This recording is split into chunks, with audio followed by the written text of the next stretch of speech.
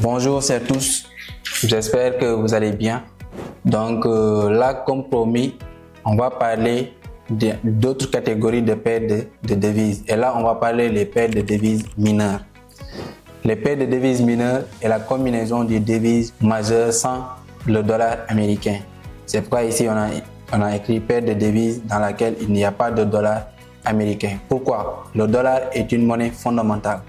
Quand on prend l'une des devises majeures comme euro, comme dollar australien, comme dollar canadien et on le forme en couple avec le dollar américain, là on a une paire de devises majeures. Mais si on prend l'une des devises majeures et on le forme en couple avec une autre devise majeure sans le dollar américain, là on a une paire de devises mineures. Maintenant, on a beaucoup de types de paires de devises, comme par exemple si on prend euro JPY, euro CAD, euro GBP, euro NZD. Là, on a des paires de devises mineures. On peut prendre aussi sur le cas de JBP JPY, JBP NZD, JBP AUD. Tout ça, ce sont des paires de devises mineures. Maintenant, quelles sont leurs particularités? Les paires de devises mineures, ce sont des paires moins fréquemment échangées que les devises majeures. Il inclut les devises des pays économiquement développés comme euro, dollar canadien, la livre sterling, les yens japonaises. On peut voir dans le graphique comment se comportent les paires de devises mineures. Comme par exemple ici, on peut prendre l'exemple sur JPY JPY ou bien CAD JPY. Donc ici, nous sommes sur JPY JPY et si on voit bien, comme on a dit tout à l'heure, la valeur d'une monnaie est faite par rapport à une autre.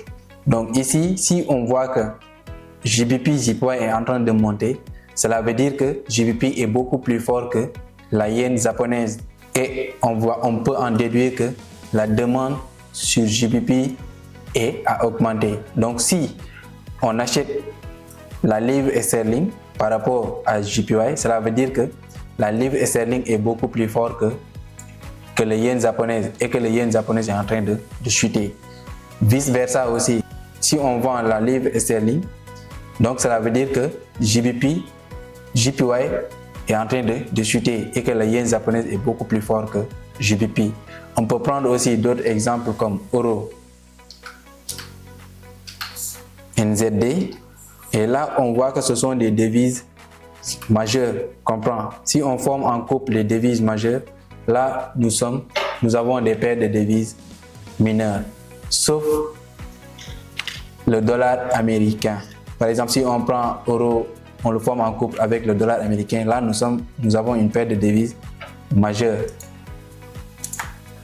Donc ici, on prend euro NZD comme là, on voit que euro NZD est en train de monter et il y a aussi une forte volatilité sur euro NZD.